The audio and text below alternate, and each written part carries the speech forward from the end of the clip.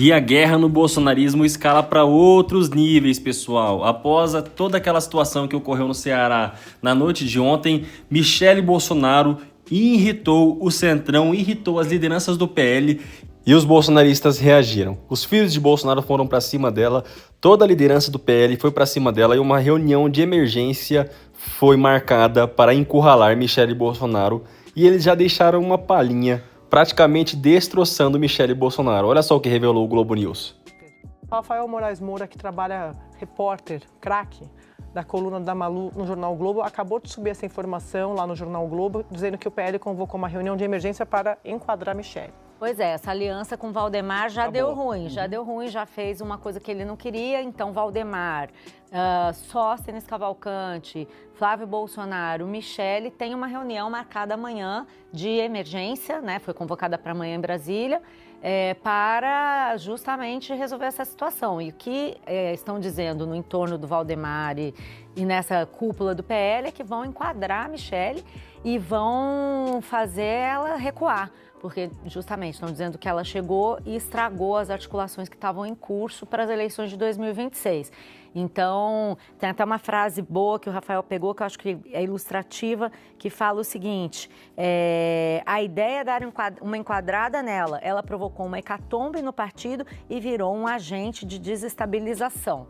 Então, o que a gente vai ver amanhã... Isso não é só enquadrar, né? Já detonaram ela. E a Andréa Sadi também trouxe uma análise muito boa, pessoal, mostrando os próximos passos do Centrão e do bolsonarismo para cima de Michele Bolsonaro, para dar um cala-boca, um verdadeiro cala-boca na ex-primeira-dama bolsonarista. Olha só o que foi revelado pela Andréa Sadi. Bolsonaro para saber quem vai ser o protagonista nessas articulações, negociações de olho em palanques e até numa candidatura a vice em 2026.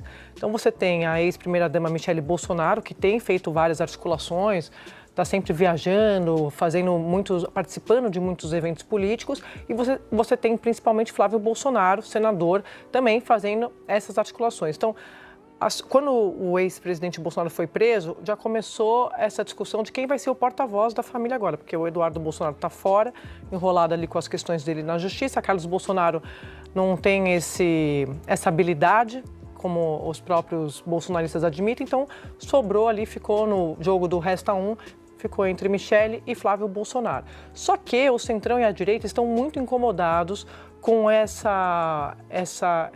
articulações de Michele Bolsonaro, principalmente, isso é muito importante, coloquei para vocês ali, ó, direita e Centrão estão irritados com a interferência de Michele Bolsonaro na montagem de palanques estaduais, vou explicar por quê.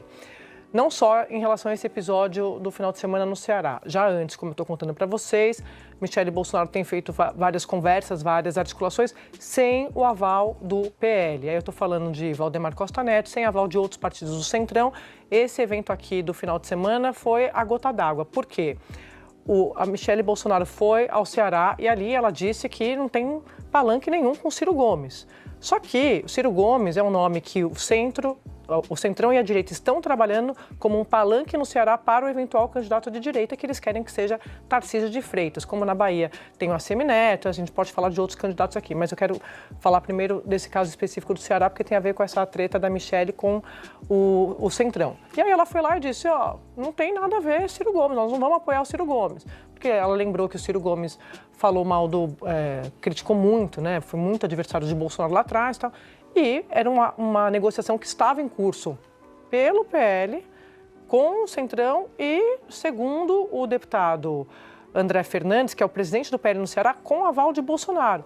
Pedi aqui para separar as aspas do deputado André Fernandes, que ele disse ontem numa conversa com jornalistas para vocês verem o tamanho da crise. Ele disse assim, depois da fala da Michele, então, aspas, eu tinha sim um acordo com o presidente Bolsonaro de que em momento algum eu falaria sobre nossas reuniões internas, mas já que, infelizmente, a própria esposa do ex-presidente Bolsonaro tenta chegar aqui e dizer que a gente fez uma movimentação errada, o próprio presidente Bolsonaro, no dia 29 de maio, com os parlamentares, pediu para a gente ligar para Ciro Gomes no Viva Voz.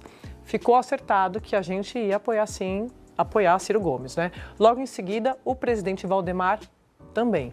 Ele deu essa declaração numa coletiva de imprensa do 30 de novembro, ou seja, ontem, depois dessa confusão de Michele Bolsonaro.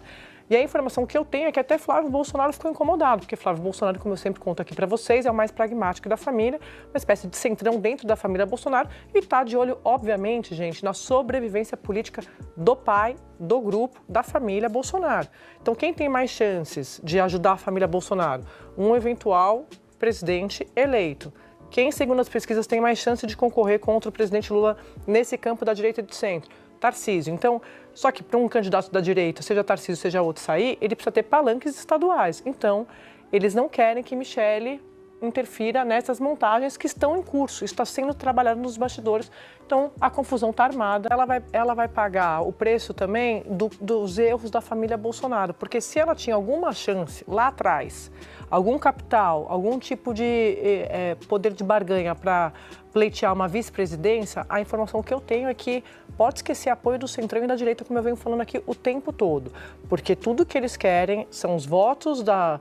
Eu acho que assim, né, também esse poder político ele vai diminuindo com esses eventos que vão acontecendo. Bolsonaro preso, né, daqui até um ano tem 100 anos, que é quando acontece a eleição do ano que vem. Mas você tem uma expectativa da família Bolsonaro que não bate com a realidade do que está sendo planejado, dos planos do centro da direita para a vice. Já falei aqui várias vezes, Zema na vice, Ratinho na vice, mas família Bolsonaro na vice, da presidência, da chapa presidencial, pode esquecer. E o Josias também trouxe uma análise muito boa sobre toda essa situação que se tornou um novo caos no bolsonarismo após a prisão do capetão. Olha só.